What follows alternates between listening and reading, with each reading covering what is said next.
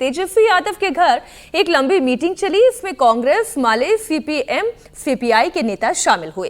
तेजस्वी यादव इस बार सीटों के बंटवारे में कॉम्प्रोमाइज करने के मूड में बिल्कुल भी नहीं है।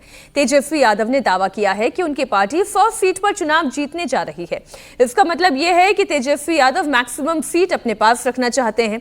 पिछली मर्तबा कांग्रेस ने 70 सीटों पर चुनाव लड़ा था, लेकिन उनके केवल 19 कैंडिडेट ही जीत पाए थे। ऐसे में कांग्रेस की सीट इस बार कटना तय माना जा रहा है। साथ ही माले के पिछली बार के परफॉर्मेंस के मुताबिक सीटों में इजाफा किया जा सकता है। तेजस्वी यादव कांग्रेस के कोटे की सीट काटकर बाकी अन्य सहयोगियों में इस बार आगे ट्रांसफर कर सकती है। तो इस बार क्या समीकरण महागठबंधन में बैठता हुआ दिख रहा है? समीर जी, इस पर हम थोड़ी चर्चा कर लेते हैं। तेजस्वी यादव 100 सीटों पर तो पहले ही दावा कर चुके हैं। रही बात अब कांग्रेस की, कांग्रेस पिछले परफॉर्मेंस की तुलना में तो इस बार सीटों का बंटवारा होगा। इतना कोई शानदार परफॉर्मेंस था नहीं। राहुल गांधी भी जानते हैं कि बिहार में उनकी पार्टी की स्थिति क्या है। निश्चित रूप से इस बार अगर आप महागठबंधन की अगर आप बात करेंगे तो देखिए, गठबंधन में दल भी ज्यादा हो गए।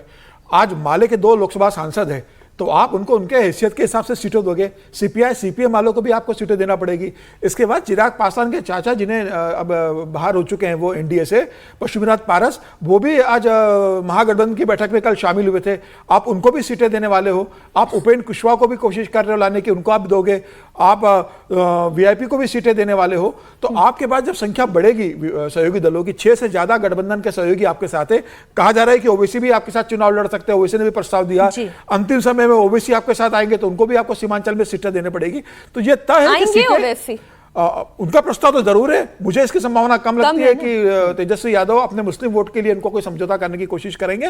मुझे लगता है कि इसमें ओबीसी को शामिल नहीं किया जाएगा। लेकिन यह तय है कि चिराग पासवान के जो चाचा रहे, पशुपति पारस, केंद्र में मंत्री भी रहे, वो इस बार जरूर चुनाव लड़ेंगे और उनको वो सीटें दी जाएगी जहां चिराग पासवान का राय, जहां जमुई है, हाजीपुर है, इन सीटों पर उनको सीटें दी जाएगी।